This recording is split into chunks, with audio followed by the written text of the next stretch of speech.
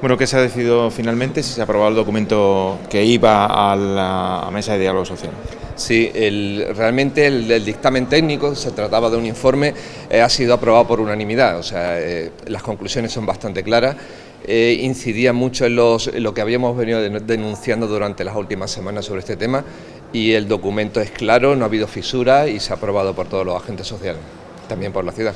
¿Y ahora cuál es el paso que se sigue? Este tema no es fácil, es decir, nosotros lo que hemos determinado en el documento, en un acuerdo que hemos aprobado, es que vamos a ir viendo las distintas vías de actuación, que ahora mismo es imposible saber de antemano, entre otras cosas porque no hay un gobierno constituido, está en funciones.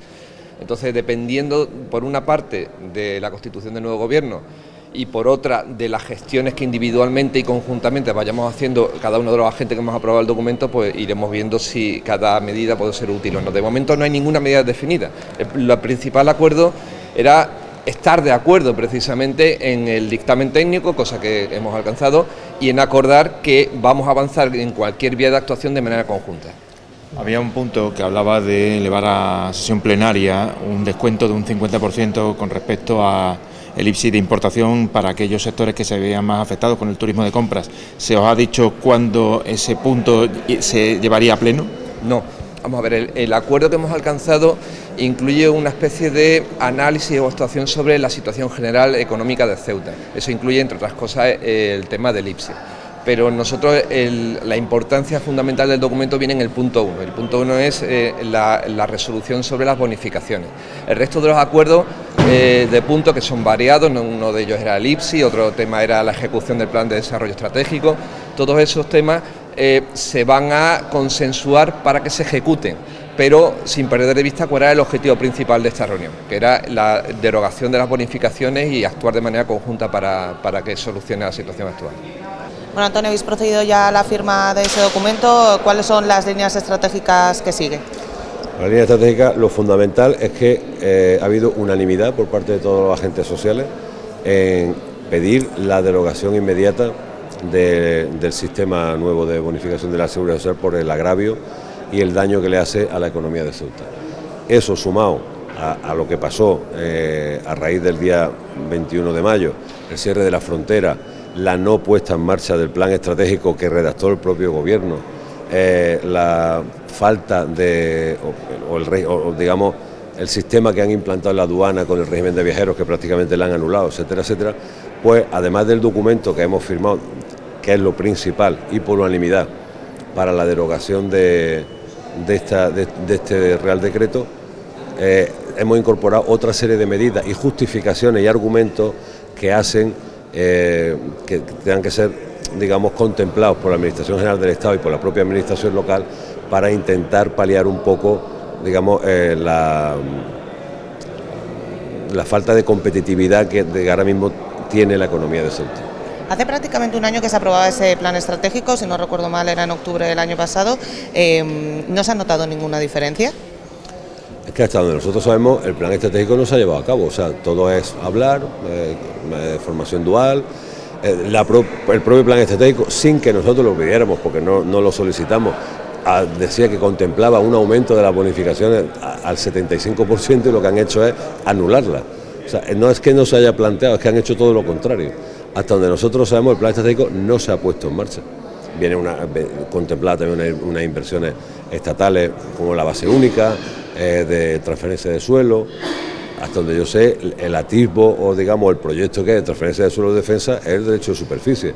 Mientras no tenga el bien raíz lo que es la nuda propiedad, eso desde el punto de vista nuestro no va a causar un efecto de que se puedan, digamos, hacer viviendas concertadas, a precio concertado, etcétera. Como mucho puedan hacerse actuaciones de sistemas generales, pero nadie va a comprar una vivienda si el terreno no es suyo, por ejemplo. Hemos aprobado un documento que, como acordamos en la última reunión, de elaborar, donde todos estamos de acuerdo, donde dejamos claro que es inaplicable el Real Decreto, que lo que hace más que beneficiar es perjudicar tanto a los empresarios como a los propios trabajadores. De momento tenemos constancia de que no se ha podido contratar ninguno por la cantidad de cuestiones que lo imposibilitan, y no podemos decir ya que es totalmente negativo. Y lo que hemos quedado claro que todos, sindicatos, empresarios, todos a una, tenemos que remitir este documento a todos aquellos que tengan posibilidades de que nos apoyen en la derogación del documento. Sabemos que ahora mismo el Gobierno no puede hacerlo porque está en funciones, pero tenemos que empezar a trabajar ya para que el Gobierno que salga, pues estemos todos ya en la misma línea y con el mismo mensaje y seamos capaces de doblegar a quien sea para que se derogue este decreto, porque teniendo en cuenta que en el plan estratégico lo que se pretendía era mejorar el empleo, dinamizar la economía en esta ciudad, con este decreto lo que hace es todo lo contrario y lo podemos ya demostrar. Y en esto es lo que hemos quedado. Hay un segundo documento que lo que hace es machacar un poquito más cuáles son los problemas de Ceuta y cómo se podían modificar y beneficiar. Pero eso queda como segundo documento que en próximas reuniones iremos ampliando y espero que sea, como en esta ocasión, por unanimidad. Sí, los integrantes de la mesa de diálogo social son conscientes que esto no va a ser una cuestión que se vaya a revertir de la noche a la mañana. Entiendo que... Es evidente. Y mire, por la misma situación política que tenemos en el país, ¿no? Que no hay un gobierno efectivo, entonces va a tardar hasta que haya un gobierno y se pueda revertir la situación. La situación se puede revertir y es fácil, es derogar un artículo del decreto 1 de 2023, que es la derogación de lo que teníamos antes. Es así de sencilla, no es mucho más complicado. Porque lo que teníamos antes, evidentemente, una vez estudiado y una vez visto todos los pros y los contras, era mejor que lo que tenemos ahora, ¿no? Y hemos llegado a esa conclusión con todos los cifras y números posibles. Estamos de acuerdo por unanimidad, todo el gobierno, confederación, cámara, comisión y UGT, y vamos a ir a luchar por la muerte porque me parece fundamental para el futuro de Ceuta, ¿no? Sí, de momento parece que hay unanimidad entre la parte empresarial y la parte sindical. Mientras todo esto se actúa y seguimos en esta situación, ¿qué pasa con esos pluses de vinculación de cara a los nuevos contratos? Eso es lo que hemos estado también hablando y hemos quedado en próximas reuniones, porque ¿qué va a pasar? Con el nuevo decreto, lógicamente, el plus no se puede pagar, porque eso antes era automático, ahora no lo es. Ahora habrá que llegar a un acuerdo con los empresarios, que espero que sea de la misma forma que los acuerdos que estamos llegando ahora sean problemas, pero es un poco complicado, porque es verdad que la subvención no se pagaría hasta año cumplido.